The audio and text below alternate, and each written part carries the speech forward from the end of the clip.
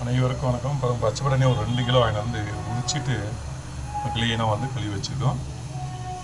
இது பார்த்திங்கன்னா பச்சை பட்டாணி மசாலா கிரேவி தான் செய்ய போகிறோம். ஓகேங்களா? பச்சை பட்டாணி ரெடியாக இருக்குது. கருவேப்பிலை, கொத்தமல்லி, இஞ்சி, பூண்டு,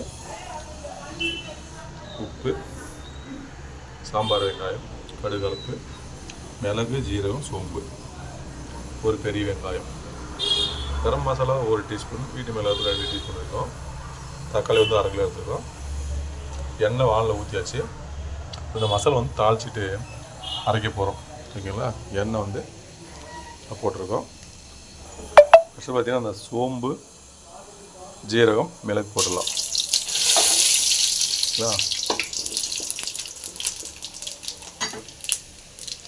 அடுத்தது பெரிய வெங்காயம் 1 பீஸ் கட்டி வச்சுருக்கோம், அதையும் போட்டுடலாம். அதுக்கப்புறம் பூண்டு, இஞ்சி எடுத்துக்கலாம். இது எல்லாத்தையும் நல்லா வந்து ஓரளவுக்கு ஃப்ரை பண்ணலாம். ஒரு பச்சை மிளகா போட்டுடலாம். நல்லா ஃப்ரை ஆனதுக்கப்புறமா கொத்தமல்லி, கருவேப்பிலை, தக்காளி எல்லாத்தையும் போட்டுக்கலாம். இது கொத்தமல்லி கருவேப்பிலையும் போட்டாச்சுங்க. அடுத்து வந்து உப்பு போட்டுக்கலாம். தேவையான அளவு உப்பு போட்டுங்க. இல்லை இதையும் சேர்த்து இது கூடவே மார்கழி தக்காளி சேர்த்துடலாம். இது சேர்த்துட்டு நல்லா வந்து ஃப்ரை ஆகணும். நல்லா வதங்கினதுக்கு அப்புறமா எடுத்து ஆற வச்சுட்டு இந்த மசாலா அரைச்சி எடுத்துடலாம். ஓகேங்களா? இது தேவைப்பட்ட நீங்கள் தேங்காய் கூட சேர்த்துக்கலாம். நான் தேங்காய் சேர்க்கலை. தேவைப்பட்ட நீங்கள் தேங்காய் சேர்த்துக்கலாம். ஓகேங்களா? அது தேங்காய் சேர்த்தா ஒரு மாதிரி டேஸ்ட் இருக்கும், தேங்காய் சேர்க்கலாம் ஒரு மாதிரி டேஸ்ட் இருக்கும். தக்காளி வந்து அதிகமாக போட்டிருக்கோம். இதுக்கு புளி சேர்க்கணும் அவசியம் இருக்காது. இருந்தாலும் ஒரு சின்ன புளி வந்து ஒரு ரெண்டு பழம் எடுத்துக்கலாம். சரிங்களா? எல்லாத்தையும் சேர்த்து நல்லா ஃப்ரை பண்ணிக்கலாம். பாருங்க, தக்காளி மசாலா வந்து நல்லா க்ளீனாக வந்து வதக்கியாச்சு. இது நல்லா இது ஆறின உடனே மிக்சியில் போட்டு க்ளீனாக அரைச்சிடலாம். நல்லா சூப்பராக அரைச்சி எடுத்துடலாம். குறகுறப்பாக மசாலா வந்து பாருங்கள் நல்லா அரைச்சி வச்சுருக்கோம். குறப்பாக அரைச்சி வச்சுருக்கோம்.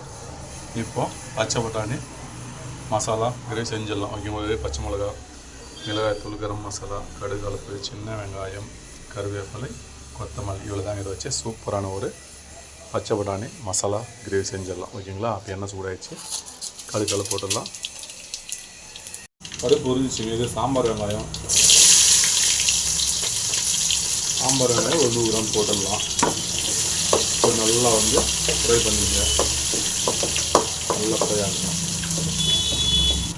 வெங்காயம் நல்லா ஃப்ரை ஆகிட்டு வந்து இந்த வெங்காயத்துக்கு மட்டும் கொஞ்சம் உப்பு போட்டுடலாம். ஓகேங்களா? போட்டு அடுத்தது கருவேப்பிலை போட்டுடலாம். அதுக்கப்புறமா ஒரே ஒரு மிளகாய் போட்டுடலாங்க. மிளகாய் வாசனை டேஸ்ட் அருமையாக இருக்காது. மிளகாய் போட்டுடலாம். இது கொஞ்சம் கொத்தமல்லி போட்டுடலாம். இது போட்டு நல்லா ஃப்ரை பண்ணுங்க. இது நல்லா ஃப்ரை ஆனதுக்கப்புறமா மசாலா சேர்க்க போகிறோம்.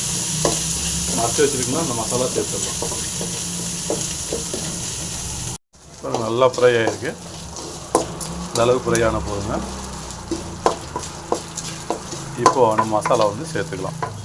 இந்த கண்ணாடி பதம் வர அளவுக்கு நம்ம வந்து க்ளீனாக ஃப்ரை பண்ணியிருக்கோம். இப்போ வந்து இந்த மசாலா வந்து குறகுறப்பாக தான் அரைச்சிருக்கோம். ஓகேங்களா? இது நல்லா கலந்துங்க. இப்போது வீட்டு மிளகாய்த்தூள், கரம் மசாலா போட்டுடலாம். போட்டு நல்லா வந்து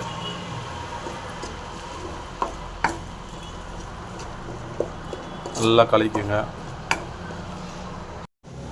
க்ளீனாக தாளிச்சாச்சு. இப்போ இது ஏற்கனவே வந்து வதக்கிட்டு தான் போகணும். அதிக நேரம் கொதிக்கணும் அவசியம். இருந்தாலும் இந்த பட்டாணி வேறு அளவுக்கு இது கொதிக்கணுமா இருக்கும். பட்டாணி பாருங்கள், 2 கிலோ வாங்கிட்டு வந்தோம். வாங்கி உரிச்சிட்டு வச்சுருக்கோம். இந்த பட்டாணி சேர்த்துடலாம். சரிங்களா? பட்டாணி சேர்த்தாச்சு.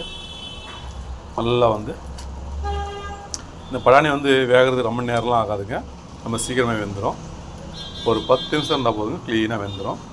அதுக்குள்ளே மசாலா நல்லா வதங்கி வந்துடும். ஓகேங்களா? இது வந்து இந்த பட்டாணி பச்சை பட்டாணி மசாலா கிரேவி வந்து பார்த்திங்கன்னா சாதத்துக்கும் சூட் ஆகும், இட்லிக்கு, தோசைக்கு, சப்பாத்திக்கு அப்படி சாப்பிட்றதுக்கு ரொம்ப அருமையான டேஸ்ட்டில் இருக்கும். இந்த பட்டாணியே வந்து பெனிஃபிட்ஸ்லாம் இருக்குது. ஓகேங்களா? அப்படி நல்லா வேகட்டுங்க. ஒரு 10 நிமிஷம் வந்தோடனே எடுத்துடலாம். பாருங்கள், பச்சை பட்டாணி மசாலா கிரேவி சூப்பராக செய்துட்டோம். அவ்வளோதான். அப்படியே ஒரு தனியாக ஒரு பொருள் மாற்றிடலாம். மாற்றி நீங்கள் ரைஸுக்கோ, தோசைக்கோ, இட்லிக்கோ எல்லாத்துக்குமே சூட் ஆகும். கரெக்டாக டேஸ்ட் வந்து சூப்பர் டேஸ்ட், அருமையாக இருக்குது. ஓகேங்களா? இதே மாதிரி நீங்களும் செஞ்சு பாருங்கள், சாப்பிட்டு பாருங்கள். சாப்பிட்டு பார்த்துட்டு கமெண்டில் எப்படின்னு கண்டிப்பாக சொல்லுங்கள். வீடியோ பிடிச்சா லைக் பண்ணுங்கள், ஷேர் பண்ணுங்கள், சப்ஸ்கிரைப் பண்ணுங்கள், பெல் பட்டன். மீண்டும் அடுத்த ஒரு நல்ல வீடியோ சந்திக்கிறேன். அனைவருக்கும் வணக்கம். ஓகே காய்ஸ், ஓகேங்களா? சூப்பர் டேஸ்ட், அருமையாக டிக்கா கிரேவி அழகாக செஞ்சுருக்கோம். இதேபோல் நீங்களும் செஞ்சு பார்த்துட்டு கண்டிப்பாக கமெண்ட் சொல்லுங்கள். ஓகே, பச்சை பட்டாணி கிரேவி.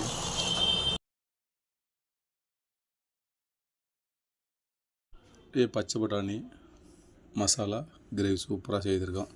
அப்படியே நம்ம சாப்பிட்டு பார்த்தலாம் எப்படி. ஓகேங்களா?